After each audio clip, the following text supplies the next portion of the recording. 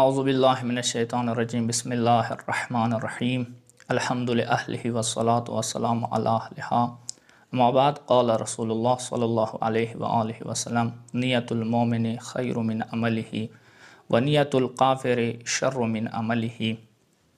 رسول الله صلی الله علیه و آله و سلم نه روایت ده چې مؤمن نیت اعمال نه بهتر ده، اما کافر نیت اعمال نه بدتر ده. که کلی وطن و معاشره کې انسان ته وکسي چې لږ لږ ښه کارونه کوي، چې د لږو کارو ته او لږو اعمالو ته سترګې مه غړوه، نیت یې دې نه ښه دی خو واسو سره نشته. که واس خدای ویر کو د لږ عمل په ځای دینه به ډېر ښه عملونه تاسو وکسئ. توقع و نه حسد وی نیت یې دې نه ښه دی. اما یو کافر و منافق و مشرک انسان چې هغه نه تاسو معاشرې کې بد کار وکسئ، داسې مه یو چې د بد کار یې کم وکړو، اما بېواسه دی، واس یې نشته دی.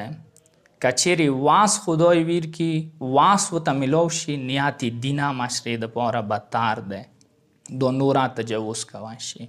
بس مؤمنانو نیتونه بهتر دي و ډیر ښه دي اعمالونه، و کافر و مشرک و نیتونه اعمال نه ډیر بدتر دي.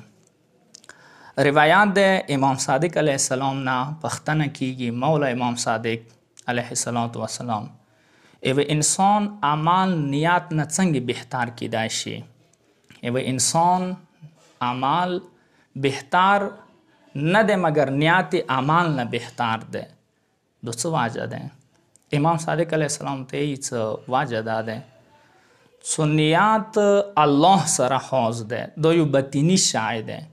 اما اعمال څه کوم ده؟ دو خلق کسی دو ظاهر کې خلق یا نظر کې ارتلای شي. و څه خلق انسان پروردگار عالم اعمال وخت ده کیدای شي انسان مغش نه وکي، کمای و زیاتای و که ارتلای شي، اما نیت که کمای و زیاتای نشه ارتللی. ایتا نیت څه خلطه الله د پاره ده مغش ده و الله سره خاص ده و خلق ظاهر که نه کسی، اما عمل خلق ها کسی کمای زیاتای و که ارتلای شي. بس نیتونه خدای سره خاص دی، عمل خلق سره خاص کیدای شي. دی وجنه نیت عمل نه بهتر ده. والسلام علیکم ورحمة الله وبرکاته.